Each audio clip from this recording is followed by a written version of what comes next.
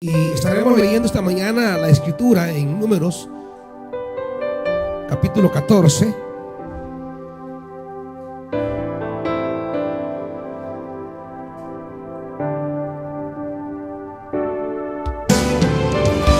Números 14.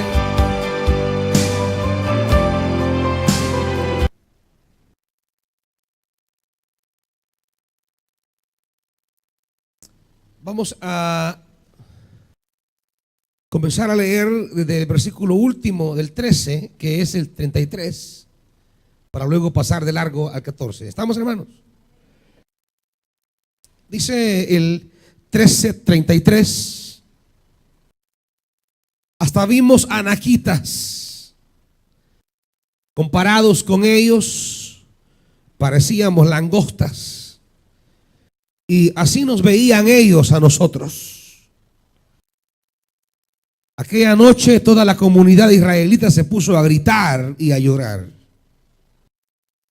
En sus murmuraciones contra Moisés y Aarón, la comunidad decía: ¿cómo quisiéramos haber muerto en Egipto? Más nos valdría morir en este desierto.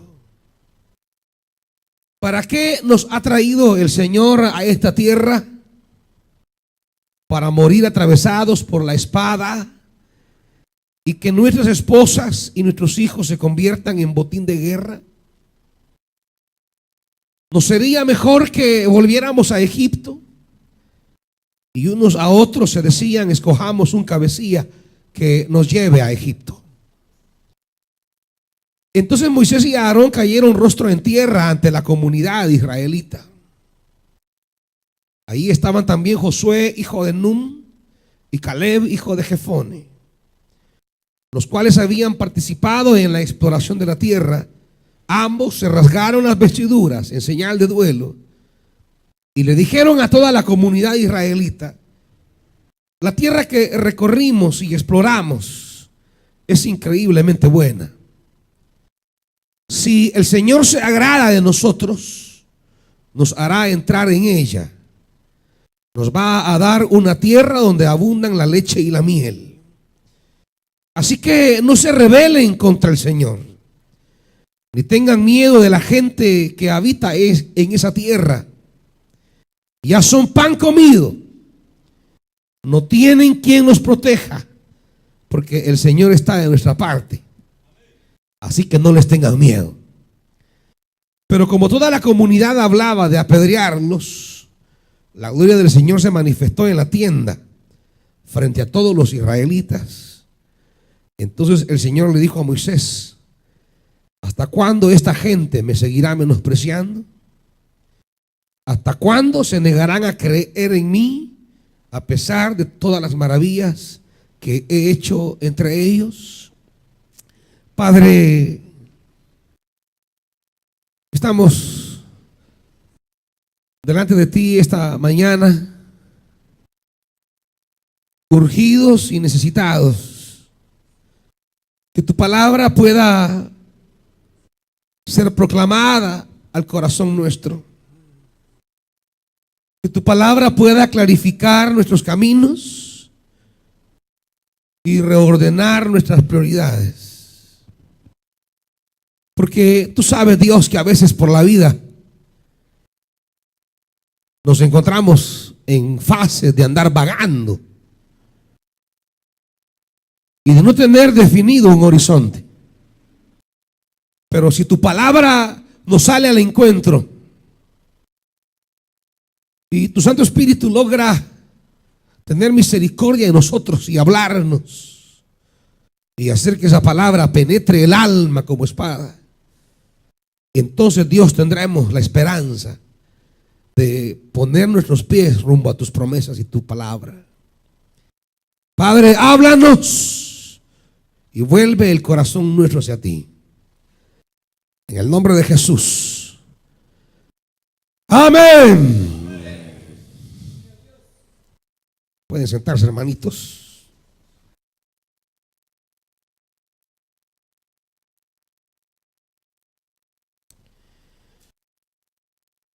diríamos esta mañana, amados hermanos, una verdad central o sencilla que se desprende de estas palabras. Sencilla de entender en la Escritura, pero difícil de asimilar en la existencia. Y que ojalá el Señor esta mañana, con su Santo Espíritu, pueda colocar nuestra vida en la perspectiva precisa, adecuada y necesaria. Diríamos que esa verdad que debemos en esta hora precisar en nuestra vida es el hecho de que debemos definir en torno a quién va a girar nuestra existencia. Ocurre que el ser humano poco a poco va creando sus propios ejes en torno a los cuales gira su vida. Van llegando realidades, relaciones o posesiones, van llegando a la vida del hombre todo tipo de, ya sea experiencias o relaciones o posesiones, que se van convirtiendo en el eje en torno al cual gira nuestra vida.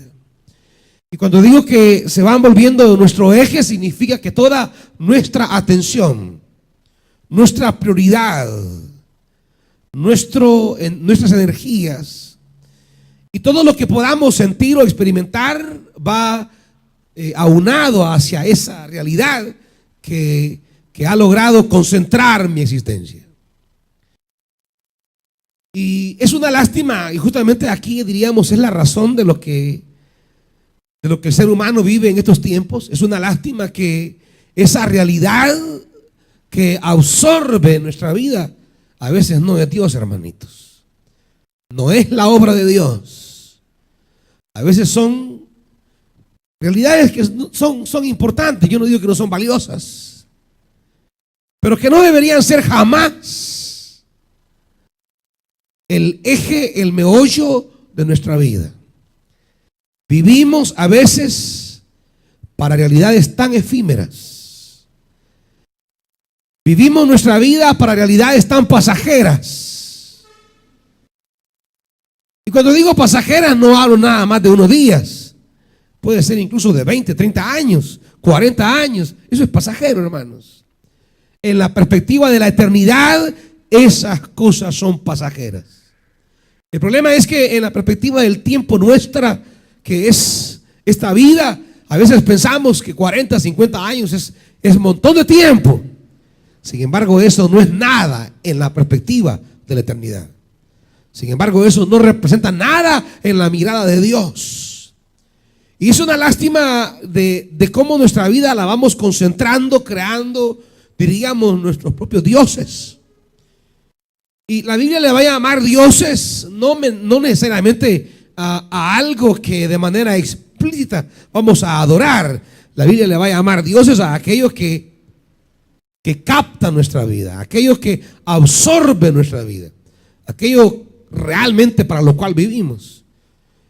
Y aquello para lo cual vivimos se vuelve un Dios cuando no solamente absorbe nuestra vida, sino que nos aleja, nos aparta de la cosa verdaderamente esencial en la vida, que es servir a Dios.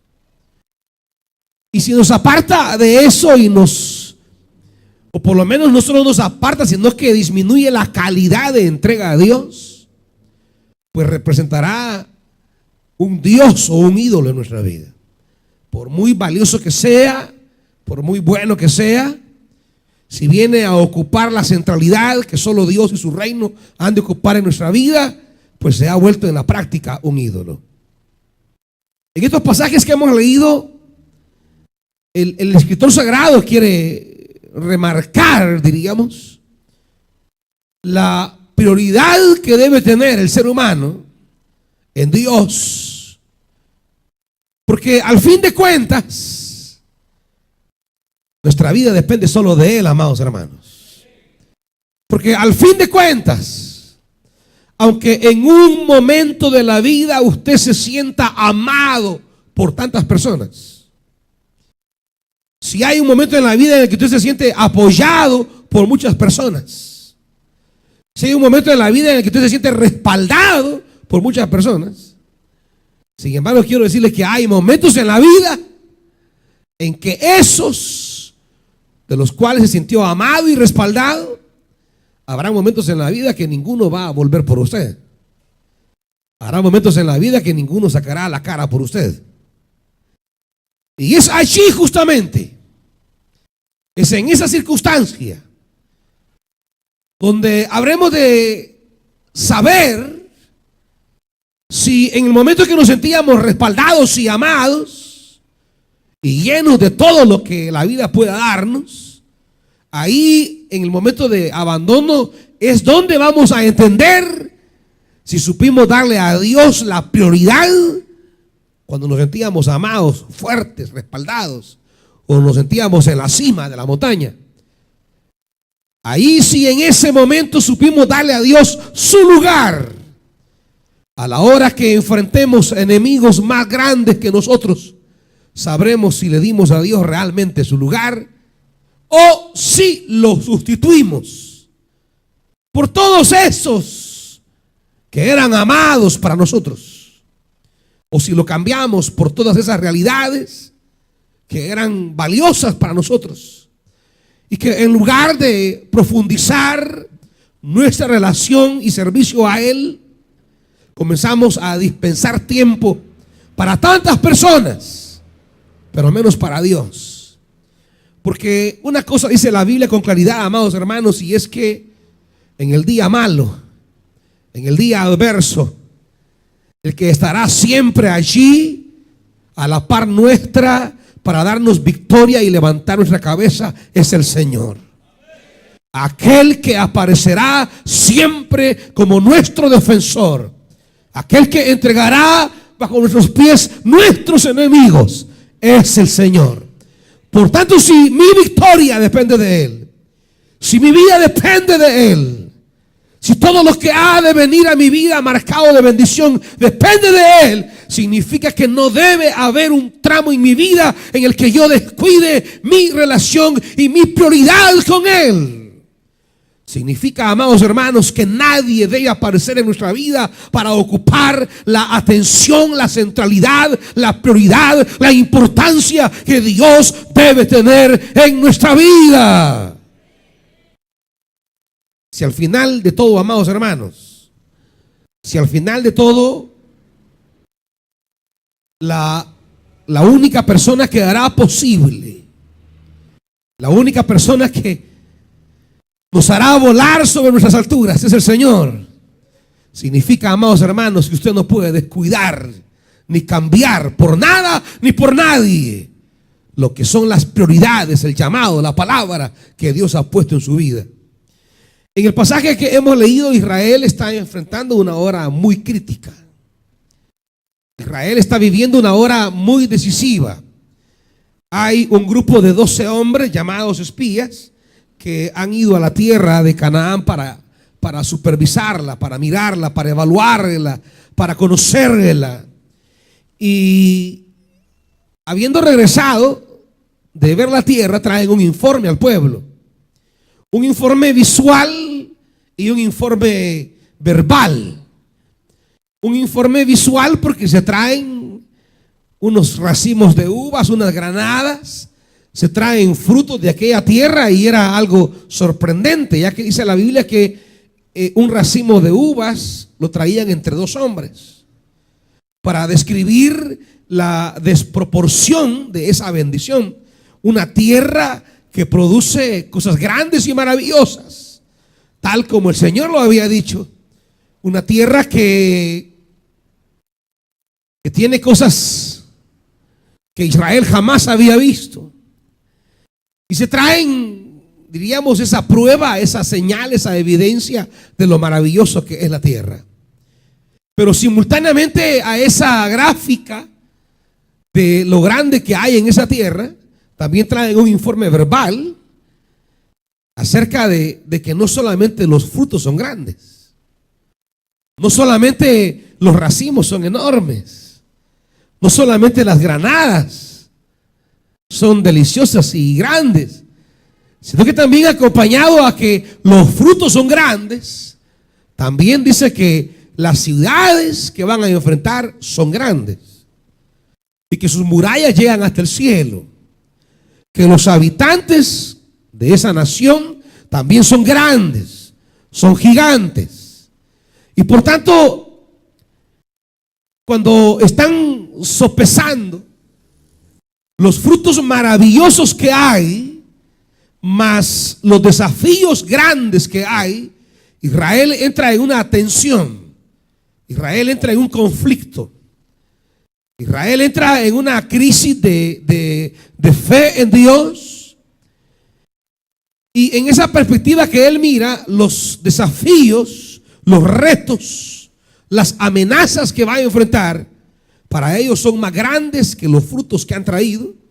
Y resulta un desbalance para ellos. Y ellos dicen no. Ahí vimos anaquitas, tal como lo leímos en el 33. ¿Y cómo se miraban ellos? Dicen, hermanos. No solamente ellos se miraban así, sino que también ellos dicen que así los miraban a ellos. Frente a los retos que hay ahí, yo parezco una langosta. Y quiero decirles algo, hermanos, quizá al final no estaban mintiendo. Quizá al final era verdad. Quizá era cierto que habían gigantes, y lo va a corroborar el resto de la Biblia cuando hable de la conquista. Y sí es cierto, habían ciudades enormes, bien fortificadas. Habían gigantes que poblaban algunas de las ciudades. Quizá en el fondo no estaban mintiendo. Pero quizá Dios nunca les había hablado de los desafíos. Cuando usted oye la promesa de Dios, usted se percata que Dios siempre les hablaba de la buena tierra. Siempre les hablaba de una tierra que fluía leche y miel. Siempre les hablaba de una tierra maravillosa. Pero si usted se fija, Dios nunca les dijo a ellos la dimensión de los enemigos que iban a enfrentar. Si usted se fija, nunca Dios les hizo un balance de los pueblos que iban a enfrentar, de las naciones con las que iban a luchar. Nunca les dimensionó la proporción de los enemigos que iban a enfrentar. Y se preguntará usted, ¿y Dios por qué a la hora de hablarnos, así como le habló a Israel, por qué a la hora de hablarle a Israel solo le habló de lo maravilloso de la tierra y no le habló de lo complicado de los habitantes? ¿Por qué Dios solo le habló de la promesa de la tierra y que las iba a tomar, pero nunca les habló de los desafíos que tenían que asumir, los retos que tenían que tener y las batallas que iban a enfrentar?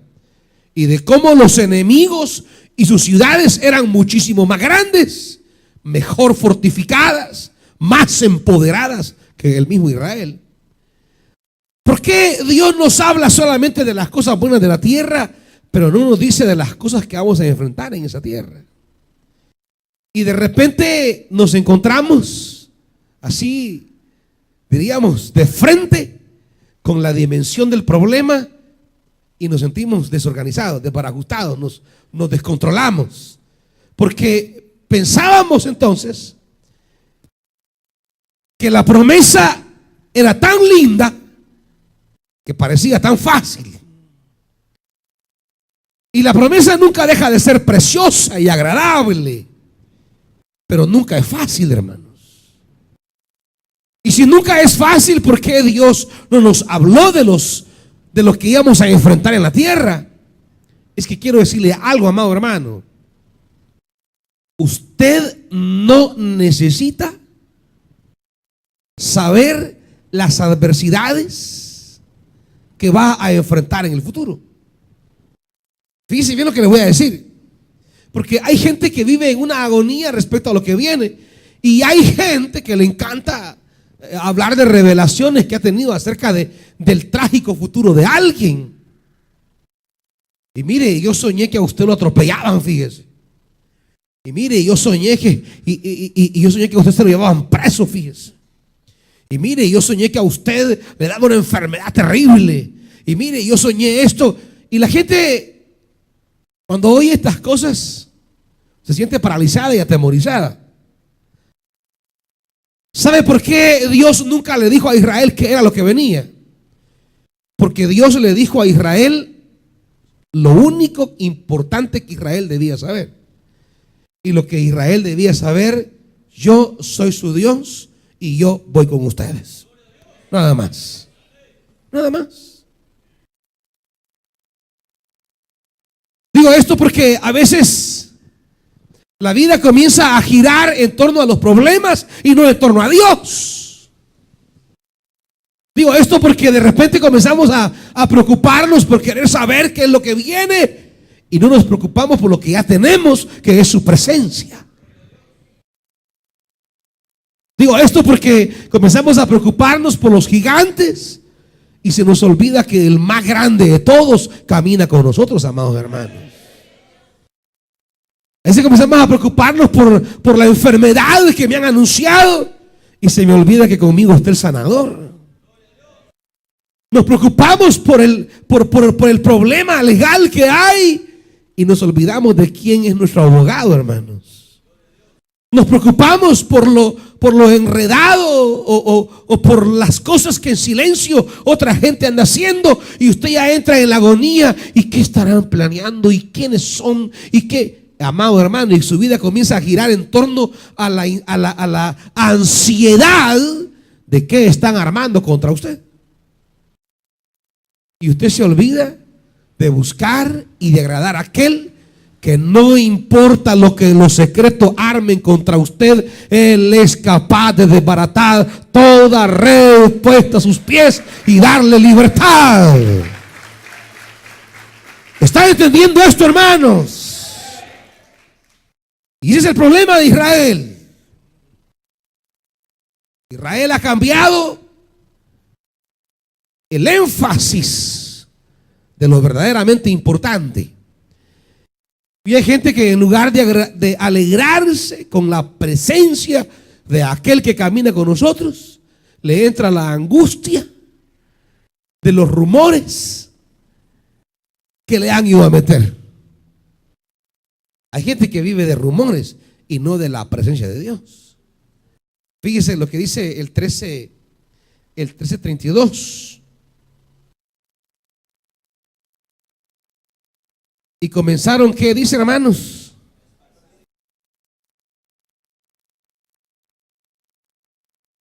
Comenzaron a esparcir falsos rumores. Eso es antiguo, hermano. Eso es viejísimo. La cultura salvadoreña es la cultura del rumor. Por no decir la cultura de las pajas. Y en este país no vaya a ser algo relativo a lo malo, que solo se inventan tonteras. ¿Se acuerdan con los terremotos, man? ¿Cuántas locuras nos decían? Que había nacido un niño bien feo en maternidad, que habían visto no sé qué, y que ese niño que nació en maternidad había dicho vienen días de muerte. Y que habían visto un ovni y un meteorito y que era el fin del mundo, pues. Que estábamos ya a las puertas. Es que mire, a la gente le encanta hablarle a usted de rumores. A la gente le encanta presentarle a usted una realidad de la inminente crisis a su vida. La gente siempre sobredimensiona y le llegan a decir, y mira, y yo los escuché, y te están preparando una buena, y mira, yo los oí, y mira, yo los vi, y lo que dijeron de vos fue esto, y dijeron que te iban a hacer esto. Mira, a la gente le encanta esparcir rumores. ¿Y saben qué es lo peor de esto, hermanos? Es que no tengamos la capacidad espiritual de saber colocar nuestra vida donde debe estar en la hora más difícil, sino que nos dedicamos a creer, a aceptar, a recibir, y nuestra vida comienza a girar en torno a esos rumores. Nuestra vida comienza ya con aquella angustia, aquella aflicción, aquella desesperación. Comienza nuestra vida ya aquella que hasta anda con paranoia.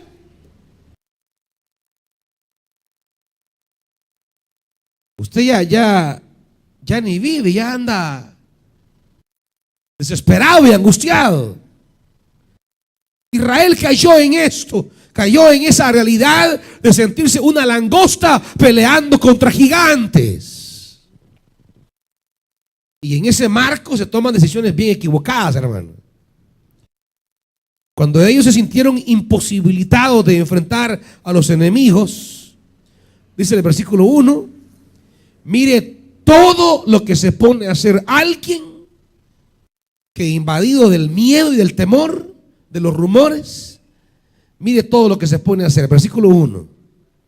¿Qué hicieron? Se ponen a gritar y a llorar. Comienzan a reflejar una actitud como que ya los derrotaron. Miren, ni siquiera han entrado a la batalla y están derrotados.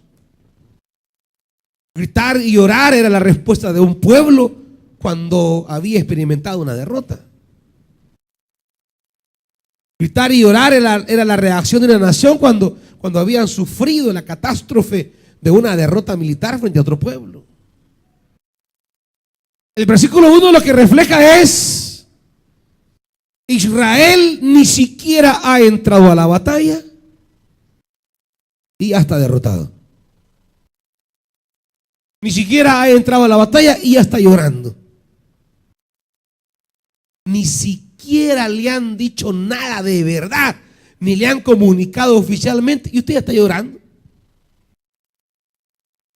Ni siquiera le ha acontecido lo que le han dicho que va a acontecer y usted ya está desplomado.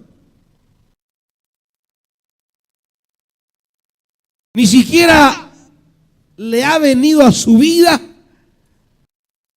Ni siquiera sabe si es verdad lo que le han contado y usted ya está allí desesperado, angustiado, desmotivado. Ya está usted ahí en bajón. Esa es la reacción de alguien que no ha sabido establecer la prioridad en su vida. Esa es la reacción de la persona que no ha sabido establecer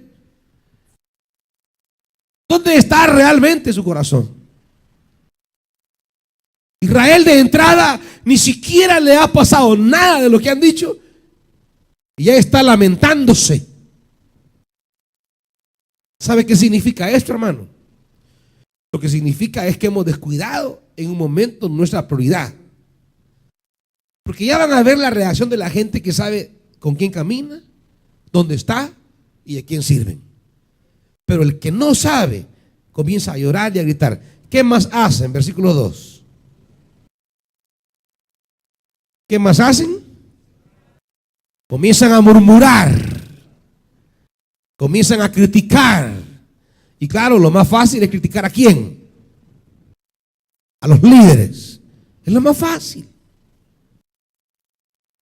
Ninguno de ellos se pone a pensar y a decir: ¿es nuestra respuesta la respuesta correcta? ¿Estamos haciendo lo que tenemos que hacer? Lo más fácil, por supuesto, es comenzar a buscar el culpable de esta situación. Y por supuesto el culpable nunca lo vamos a ver en nosotros mismos. Siempre va a ser alguien más. Es que mi papá, es que mi mamá, es que mi jefe, es que el profesor, es que el líder de mi ministerio, es que el coordinador, es que el pastor. Siempre. Y comenzaron a murmurar y a decir: cómo quisiéramos haber muerto en Egipto. Más nos valdría morir en este desierto. ¿Para qué nos ha traído el Señor a esta tierra? Para morir atravesados por la espada y que nuestras esposas y nuestros niños se conviertan en botín de guerra. ¿No sería mejor que volviéramos a Egipto? Y unos a otros se decían: escojamos un cabecilla que nos lleve de regreso a Egipto. No solamente murmuran, sino que deciden retornar a su pasada manera de vivir. Quieren renunciar a las promesas, quieren renunciar al futuro de Dios, quieren renunciar a la tierra de Dios y mejor prefieren retornar al pasado y vivir allí como esclavos. Prefieren renunciar a la esperanza divina y acogerse de nuevo a la opresión del faraón.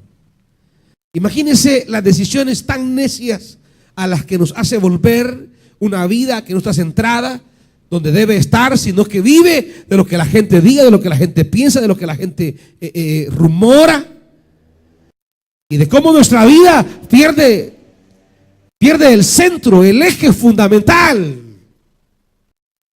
A veces vivimos tan endiosando nuestro trabajo, endiosando nuestro negocio, endiosando nuestro estudio, endiosando nuestro hijo o nuestra hija, endiosando al hombre o a la mujer, endiosándonos aún a nosotros mismos. Y nos olvidamos, amados hermanos, nos olvidamos de ese Dios del cual nadie puede ocupar su lugar. Nadie puede ser lo más importante sobre la tierra para nosotros que el Señor. Nada debe ser más importante que su reino para nosotros. Pero cuando eso no deja de ser, cuando eso deja de ser lo más importante y hay otras realidades en las que ponemos toda nuestra vida, tarde o temprano eso se vuelve contra nosotros. Y en las horas de crisis comenzamos a demostrar que hemos perdido la brújula, que hemos perdido el eje. Es en la hora de crisis. Y claro, ¿qué es lo que hace la gente? Lo que hace la gente al final es renunciar a ese llamado divino, renunciar a ese propósito, y comienza la gente a decir: sí, es que yo ya ni ganas tengo de ir, la verdad. Sí, es que yo ya se me está apagando el deseo de servir. Sí, es que en realidad empezamos a buscar razones y a justificar y a decir: sí, es que no me gustó esto. Sí, es que no me pareció lo otro. Sí, es que no me agradó aquello. Sí, es que tal cosa no me cabe en la cabeza. Y no son sino justificaciones mentales para justificar la pérdida de brújula de nuestra vida espiritual. Toda decisión que a usted le haga retroceder de cara a la promesa, de cara a la tierra y de cara al llamado de Dios en su vida, solo tiene su raíz en el abandono de Dios como nuestra prioridad. ¿Está oyendo, hermano? Todo abandono de Dios y de su reino solo refleja que en algún momento ya nos habíamos apartado, y que este regresar a Egipto nada más es la oficialización de algo que ya había ocurrido en el corazón. Este regresarnos a Egipto y buscar un jefe solamente es el resultado externo de algo que internamente ya había ocurrido. Nos habíamos desprendido de Dios como nuestra prioridad. Ya su palabra, su reino, su servicio, su presencia no era verdaderamente lo primero en nosotros. Y el abandono externo de decir regresemos a Egipto solamente es la expresión visible de algo que en lo invisible ya había ocurrido. En el versículo 6 aparecen las personas que, a diferencia de toda la comunidad, sí sabían cuál es la prioridad. Sí sabían dónde es que ha de estar el corazón. Ahí estaban, ¿quién, hermanitos? Josué, y Caleb, Josué hijo de Nun y Caleb hijo de Jefone, los cuales habían participado en la exploración de la tierra. Ellos se rasgaron las vestiduras en señal de duelo, pero el duelo no de la adversidad, el duelo de ver a un pueblo que no ha entendido quién es el que camina con nosotros, de ver a un pueblo que en lugar de tener la entereza y el coraje de enfrentar lo que viene, sabiendo que el que camina con ellos es mayor, ellos les pesa, les duele. Y mire lo que les dicen. Y le dijeron a todos los israelitas: la tierra que recorrimos y exploramos es increíblemente buena. Fíjese que en ningún momento ellos van a sobredimensionar a los habitantes de aquel país. En ningún momento. Ellos les van a hablar en el lenguaje que Dios le ha hablado. Es más, yo le digo, tenga cuidado de la gente que solo le habla del diablo. Tenga cuidado de la gente que solo le habla de desgracias. Tenga cuidado de la gente que solo se le seca para decirle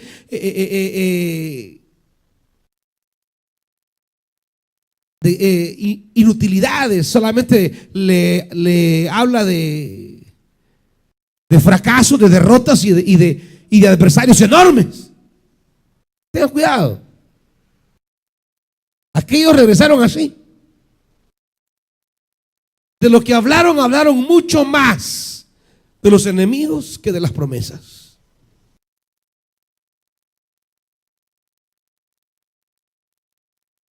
No nos importa qué tan grandes sean nuestros enemigos. Lo que nos importa es quién es mi amigo. Lo que nos importa no nos importa cuántos sean los demonios que quieran destruirle.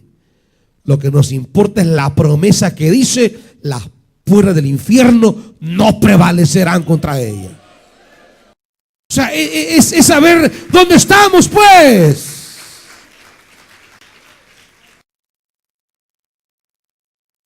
El profeta de Dios va a hablarle de lo principal. La tierra que recorrimos y exploramos es increíblemente buena. Ahora, el asunto es este es el meollo. Si el Señor, ¿qué, hermanos? Si el Señor se agrada de nosotros, nos hará entrar. Este es el meollo. Esta es la esencia. Esta es la exigencia. Este es el requerimiento. El problema no es qué tan grandes son nuestros enemigos. El problema es preguntarme si yo estoy queriendo agradar a Dios. El problema no es qué complejo es el problema que estoy enfrentando. El problema es: mi vida busca agradar a Dios. Porque si buscamos agradar a Dios y Él se agrada de nosotros, esas tonteras que andan hablando, esas realidades adversas, esas trampas, esos enemigos, esas ciudades, esas murallas, todos caerán a sus pies. Pero claro, el problema es que es más fácil chillar, criticar, murmurar y regresar. Es más fácil que disponer la vida en una perspectiva que quiera agradar a Dios. Es más fácil, no exige nada, simplemente rendirnos y volver al pasado, que decir: yo quiero agradar a Dios. Yo me quiero meter con Dios.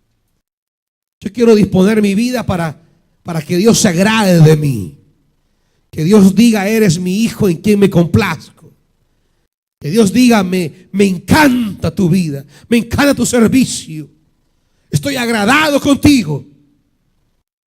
Claro, el problema es que ante la ausencia de una vida que quiera agradar a Dios, lo más fácil es criticar y regresarse mejor. Ante la renuncia de una vida que se quiera esforzar por agradar a Dios, lo más fácil es agarrar camino y regresarse. Porque agradar a Dios va a implicar ajustes de nuestra vida. Agradar a Dios es volver a colocar prioridades en nuestra vida. Agradar a Dios es hacer de Él nuestro primer y supremo amor. Agradar a Dios es decirle: tu presencia y tu reino es mi prioridad. Puedo perder todo lo que tengo. Puedes llevarte todo lo que quieras. Pero mientras tu presencia y tu reino, mi vida, pueda servir y caminar en eso, eso es todo lo que necesito para vivir. Poderle decir a Dios: puedo perder todo. Se puede ir todo.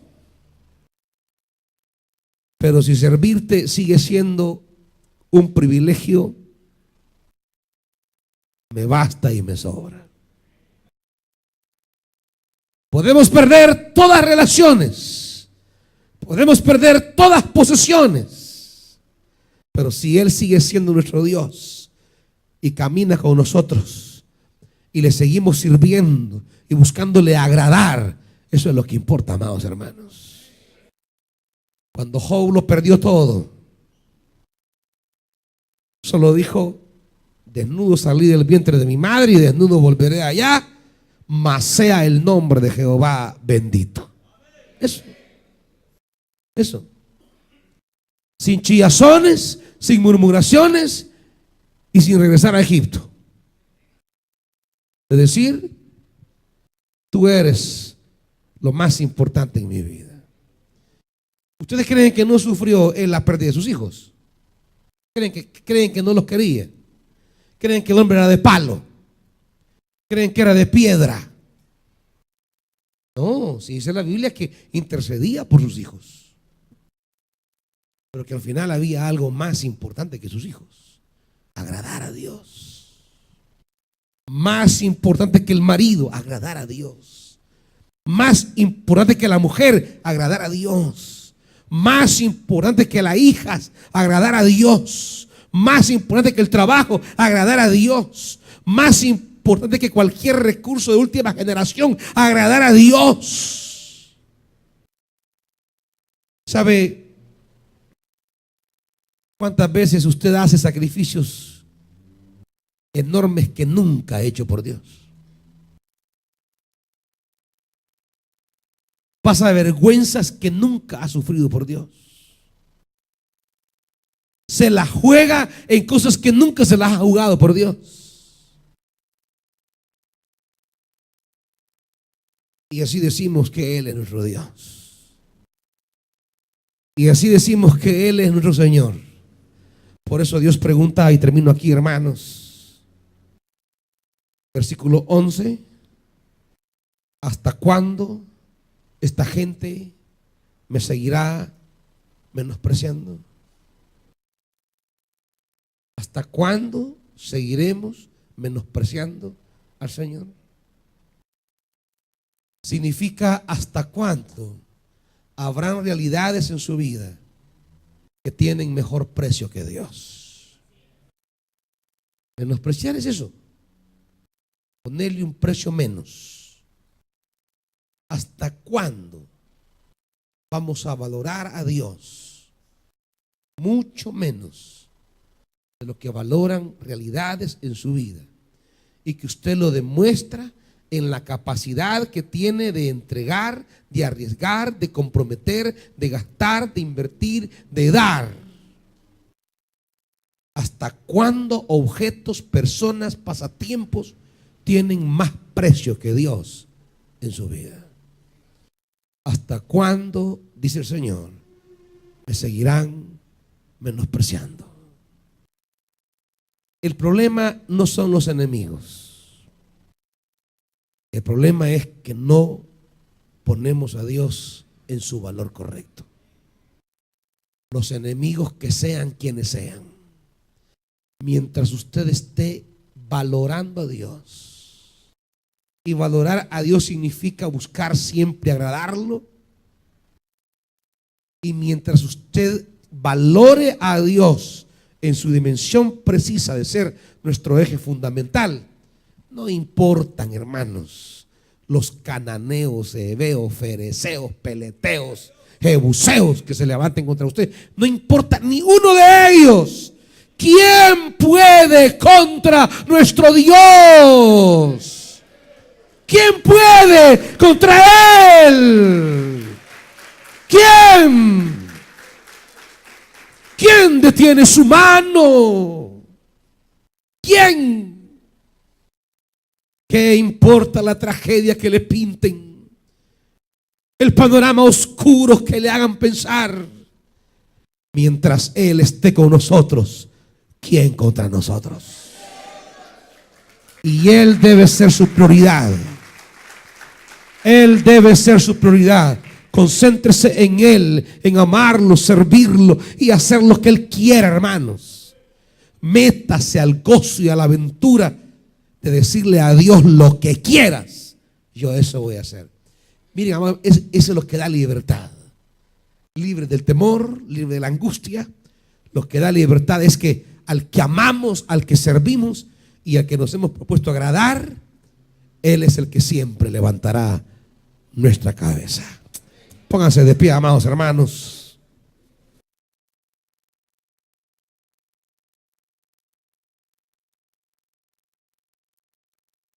No se vaya de este lugar